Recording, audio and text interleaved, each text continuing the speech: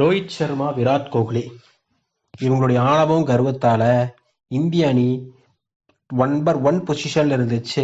Final போயிருப்பாங்க, world கப்போடைய test ஃபைனலுக்கு. ஆனால் தொடர்ந்து இவங்க நடந்த கடைசியில் ஒரு 8 மேட்ச்சில் ஒன்றே ஒன்று தான் ஜெயிச்சு படுதோல்வி அடைஞ்சிருக்காங்க. காரணம் யாருன்னா இவங்களோட பேட்டிங். இவங்க 2 பேர்த்துடைய படுமோசமான ஃபார்ம். கம்பீர் ஃபர்ஸ்டே சொன்னார், எல்லா வீரர்களும் உள்ளூர் போட்டியில் விளையாடணும், அதாவது ரோஹித் சர்மாவும் விளையாடணும், விராட் கோஹ்லியும் விளையாடணும்னு சொன்னாங்க. ஆனால் இவங்க கடைசி நேரத்தில் நம்ம எதுக்கு போய் சின்ன பசங்க உள்ள விளையாண்டுட்டு அப்படின்னு சொல்லி அந்த இதுக்கு அவங்க போகவே இல்லை.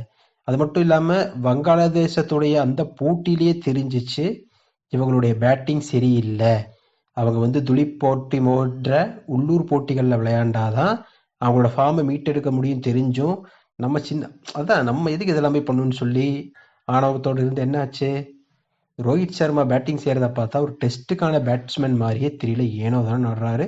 விராட் கோஹ்லி ஈஸியாக ஸ்கூல் பசங்களோட அப்படியே ஆஃப் சைடு குத்தி எடுத்து அவுட் ஆயிடுவாரு.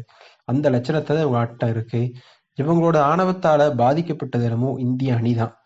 ஒரு சூப்பரான வாய்ப்பு இருந்துச்சு இந்திய அணி ஃபைனலுக்கு போகிறதுக்கு, அதை அனாவசியமாக தோக்கடிச்சிட்டாங்க, ஒன்றுமில்லாமல் ஆக்கிட்டாங்க. ஏன்னா ஒரு ஒரு ஒரு கிரிக்கெட் அணி T20லையோ அல்லது ஓடியிலையோ ஜெயிக்கிறது சாதனை இல்லை. டெஸ்ட் போட்டி ஜெயிச்சா மட்டும்தான் அவர் உண்மையான டீம், ஒரு உண்மையான திறமையான அணின்னு எல்லாரும் சொல்லுவாங்க. அந்த வாய்ப்பை இவங்க வீணடிச்சிட்டாங்க.